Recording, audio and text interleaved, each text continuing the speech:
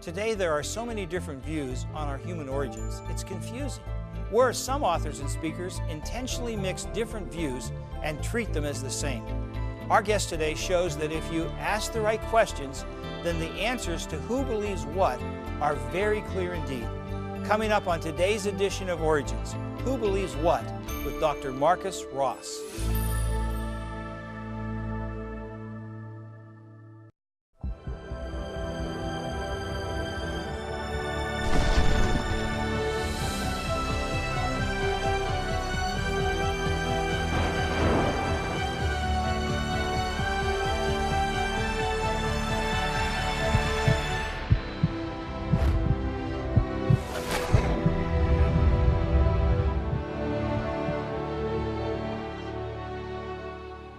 Hello, my friends, and welcome to Origins. My name is Don Chapman, and it's my privilege to be your host.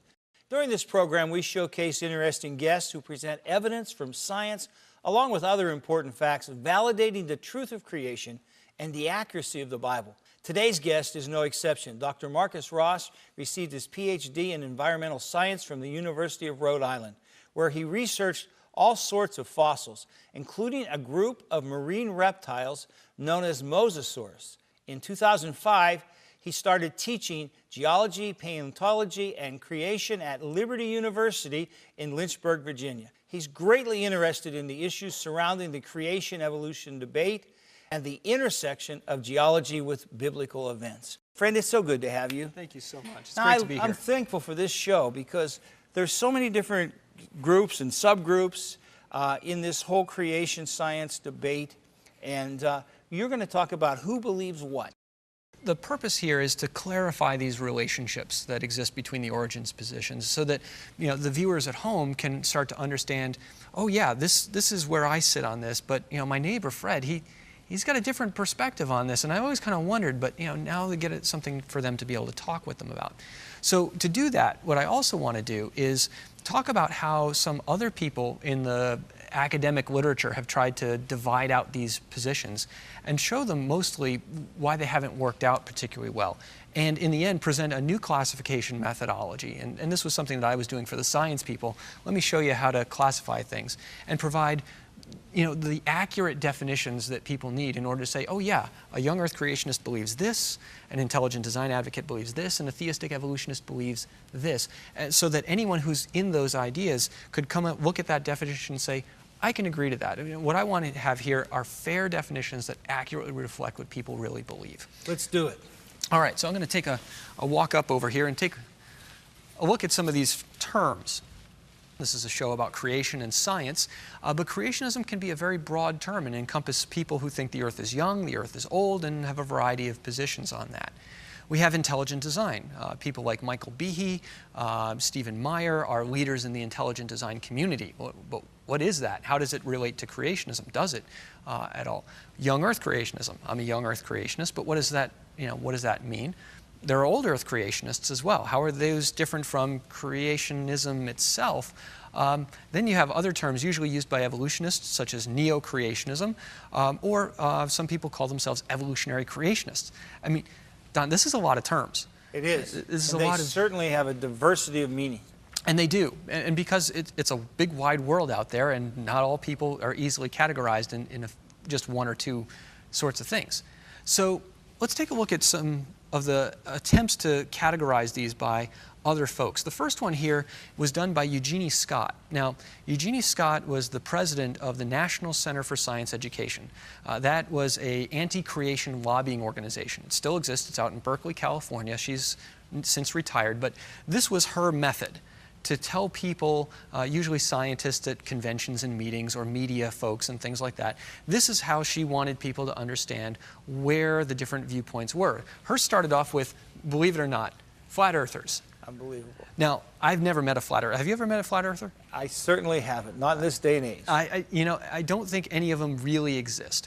But nevertheless, Eugenie Scott said that if you took the Bible really literally, if you were the most literal interpretation you could get, you would be a flat earther. You would believe that God created the world 7 days, a few thousand years ago, but you'd also have to believe that the earth was flat. Yeah. Okay, aside from that, The next group in were the geocentrists, the people who think that the Earth does not move and that the solar system goes around it.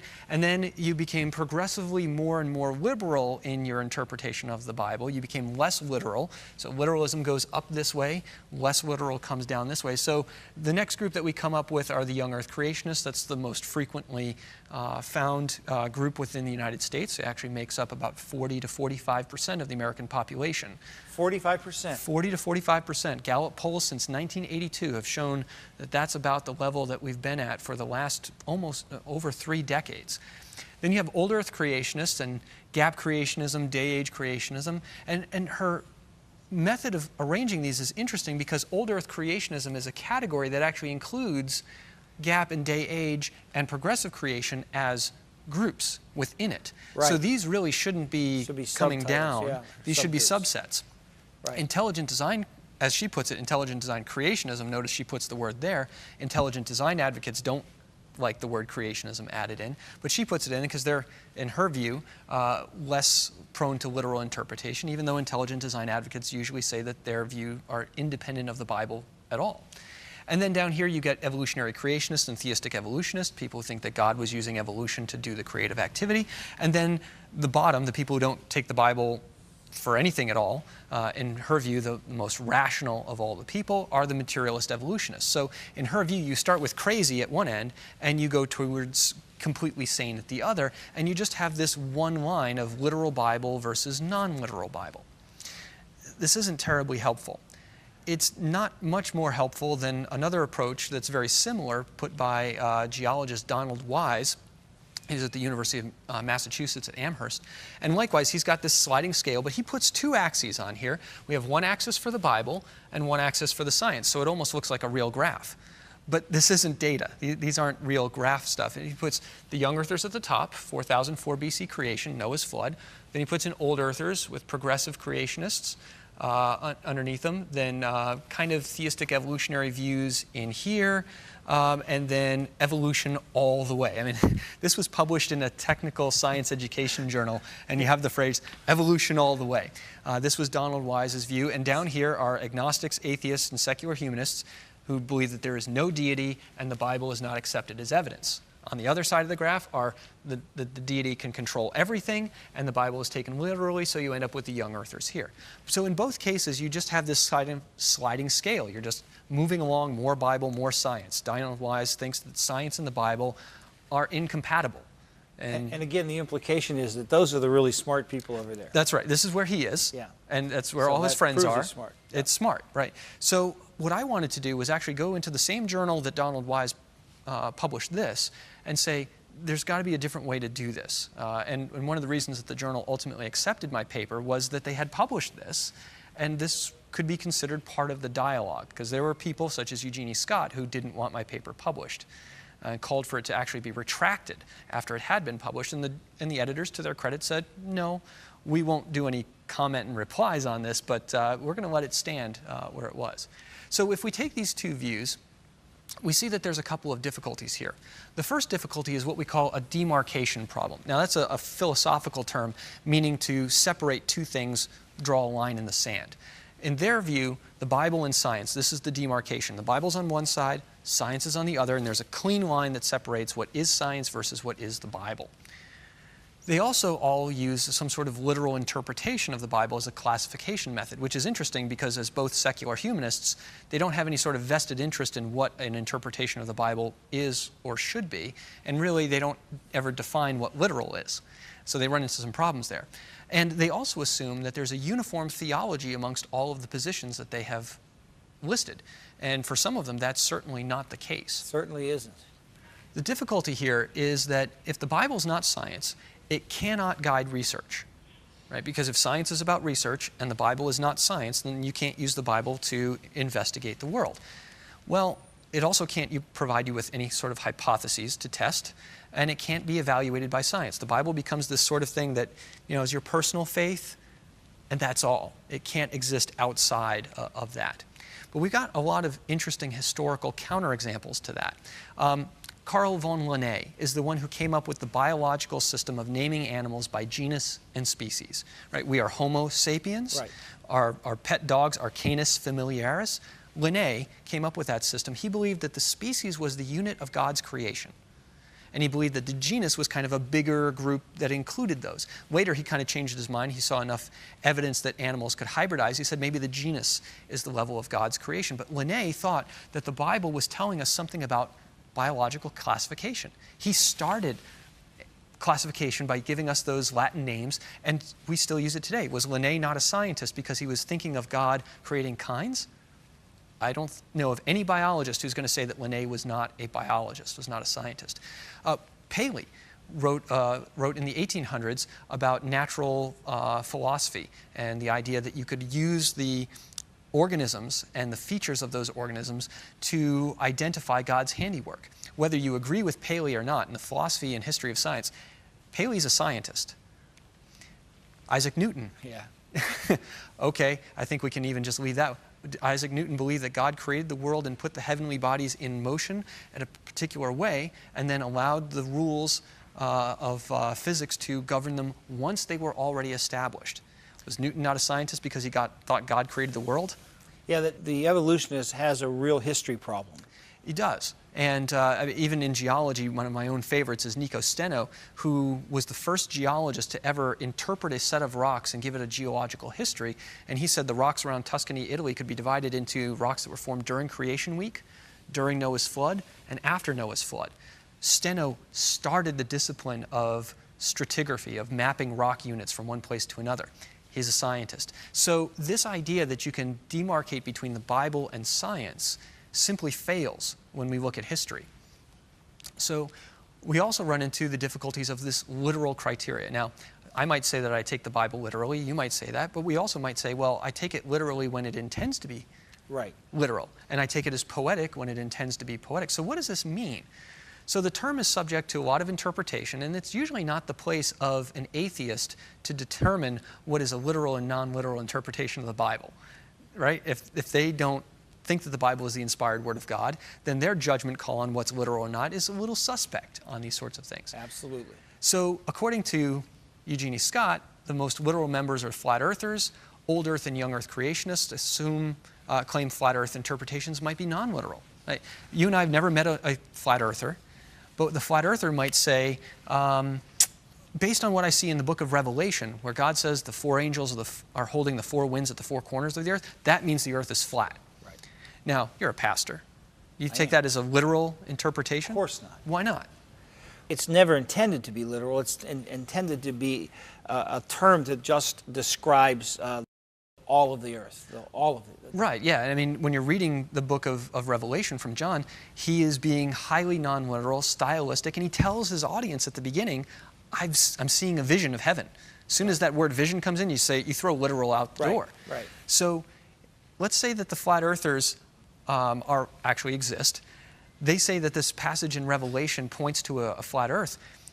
You and I might say, you're taking the Bible non-literally because you're ignoring style, you're ignoring context, you're ignoring genre, and as a result, what do we do with the flat earthers? Well, if we've got that system, the flat earthers are being non-literal, we need to move them down because they're not the most literal. We need to move, they're past the gap, the day age, we got to put them in here somewhere. Well, if this is where your rational people are, right? If this is where all the smart people are, and you put the flat earthers right next to them, something's wrong with the system here. This just doesn't quite work. So literal fails as a criteria. It depends what your agreement on literal is, and there isn't that kind of agreement here. And it's certainly not for them to make that decision. So we have difficulties with uniform theology. Old Earth creationists, in Eugenie Scott's part, include intelligent design creationism. But within intelligent design creationism, there are young Earth creationists. So that doesn't seem to work. You should put it up over here, right?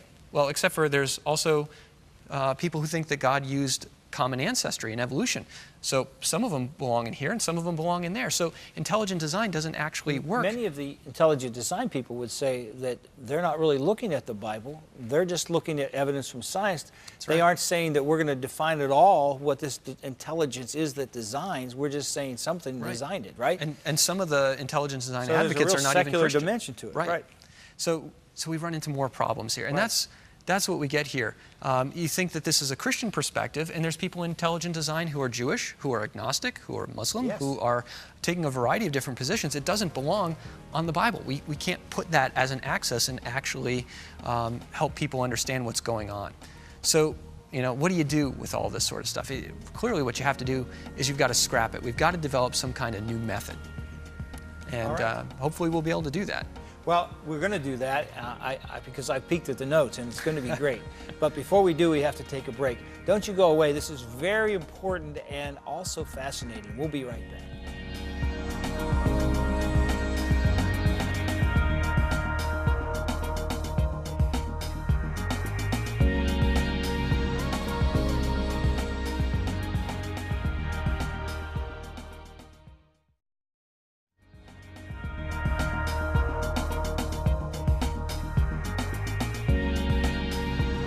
Welcome back to Origins. We're talking with Dr. Markus Ros, and we're looking at the way that we categorize the different positions within the creation movement and down into the evolutionists. We've kind of come to agreement that the terms don't mean much unless we define them a little more clearly, so you're going to help us with that. Yeah, and part of it is my training as a paleontologist. I'm used to classification systems. Sure. How do we determine what species belongs to this or what fossil belongs to that? And so when I approached this issue, I did it with the idea of a classification biologist in mind. And that is that when you go to try and classify something, you never do it on just one character. When you hear the word pachyderm, you think of an elephant. Right. But Pachydermata used to be an order that included the elephants, the hippos, and the rhinos. They were all unified on the basis of one character, thick skin. Yeah.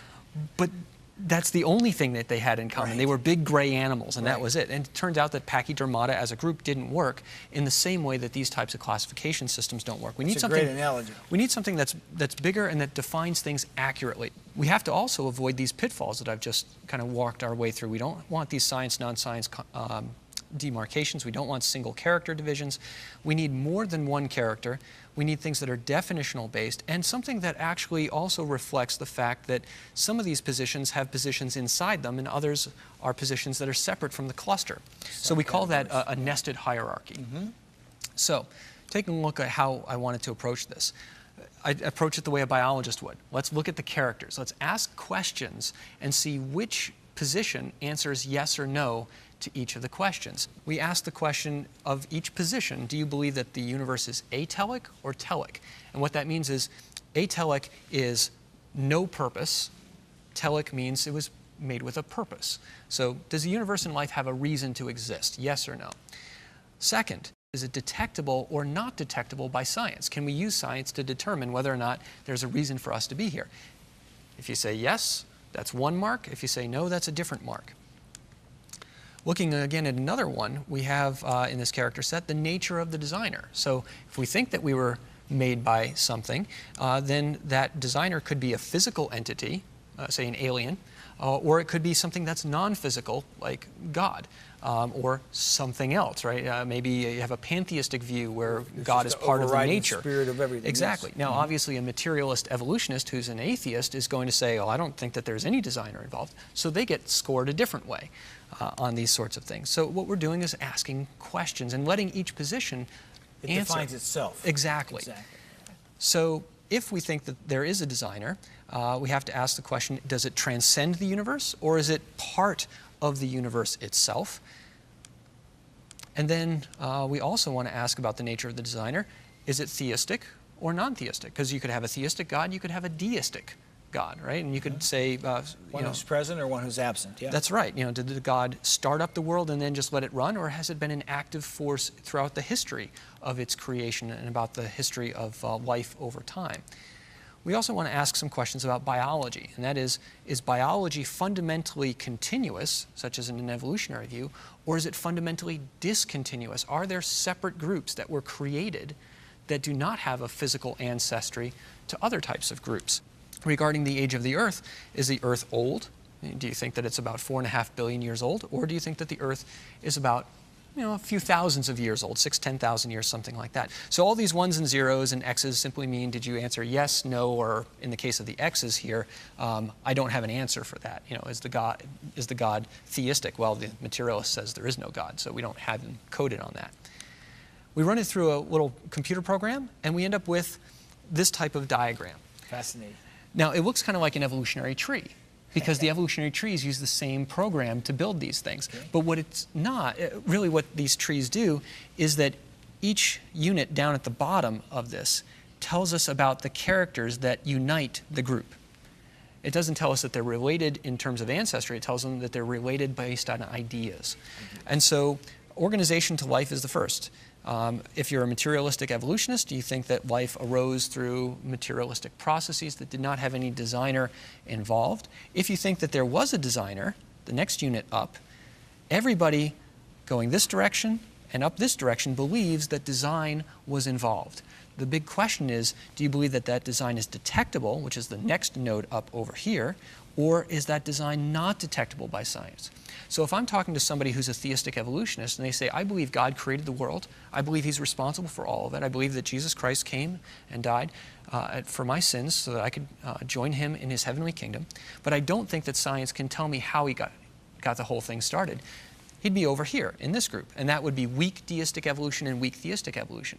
Now, they're not weak because you're puny or something. They have a weak view of design in that they don't think it can be detected. Stronger views of design are on the axis still, and we find that there are people who think that aliens made the world. Not very many of them, but there are people who think that. People who believe that perhaps the universe is part of God and is an emanation itself of God, and so kind of your pantheistic views, some of your Neoplatonist views. It's only up over a couple of areas here where we start to get to theistic views, such as theistic evolution, where we think that we could detect that God was involved. So Michael Behe, as an intelligent design advocate, thinks that God created using common ancestry and evolution, but he thinks that God was specifically making things along the way. So he belongs up over here, where most theistic evolutionists are on the other side of the graph. I'm a young Earth creationist. I'm way out over here next to the old Earth creationist, because both of our groups agree about more items than anything else. We think that there's real design in the universe, that we can detect that, we can use science to do it. The designer is not part of the universe itself. It's theistic, and that biological world was separately created according to kinds and groups. So I have a lot more in common with an old Earth creationist than I do with any of the others, because we share more ideas in common. And this helps to better reflect these ideas. Another way that one could look at it is these little, nested bins. Again, the young Earth and old Earth creationists are together, closest, even though they disagree on the age of the Earth, they agree that God created according to kinds. They have a lot more in common than they have apart, don't they? Way more in common. Yeah. And that should teach us something in Christian unity as well, that we can disagree about some things. Be afraid to learn from each other. That's right. And we have things that we can learn from some of the ID folks, and we even have some things that we can learn from outside of our perspectives on these. But it tells us that there's a range here, and that some of our groups are more in common to one another, not just because we're more literal on the Bible. That's a mistake to look at it that way. It's because we agree on more particular premises. So intelligent design is a position that recognizes that you can detect design in the universe. That's something that they believe. And that's the only thing that you have to be part of the ID community. So the ID community includes a lot of different perspectives in it who all agree that you can use design to identify things. Young Earth creationism, the definition here is much bigger, but that's because it's more specific. Yeah, intelligent design is not very specific. Young Earth creationism is, because we've got detectable design, we've got a transcendent theistic God, discontinuous biology, and an age. Those are a lot more things than intelligent design is able to affirm, because they're a bigger tent. So ID and Young Earth creationism and all these different views are different concepts with limited but important points of agreement with one another. We can determine detectability and design. So, what we can get out of this is that something like intelligent design, if you're reading from an ID person, they're theologically and philosophically very minimalistic. You don't have to agree to a lot to be part of the ID community. Young Earth creationism, as well as old Earth and theistic evolution, much more specific in what they affirm. And so with that, I certainly have a lot of thanks to give out to some of the people who helped read over and give me some comments and critique. And interestingly, we've got two people, Andre Ariu and David Fostovsky, who were at University of Rhode Island when I was a grad student, and they're both materialist evolutionists. Paul Nelson and Kurt Wise, both young Earth creationists, but Paul Nelson works with the intelligent design community, and Kurt Wise is much more aggressive on the young Earth perspective. So it's from learning with friends and colleagues like this that something like this, can help the broader community understand when you talk to your neighbor, when you talk to your friends, when you talk to a kid at school, who does believe what and why. That's a great thing you've done. Thank you. I can see how you took your training from one area and used it in this area to be a help to all of us. My friends, I hope it's helped you too. And I want you to always be sure that you're listening to people even that you don't agree with. A lot of times you'll learn from them. That doesn't mean you give up your principles. It doesn't mean that you surrender truth. But learning is a wonderful thing. And learning to know that every word you use has meaning, and to learn to appreciate people who don't agree with you. All of that's things that Jesus majored in, that he would have us major in. Never forget, though, it's God's view he created you. And that should be your worldview, too. Hope to see you again soon here on Origins. And until then, God bless you, my friend.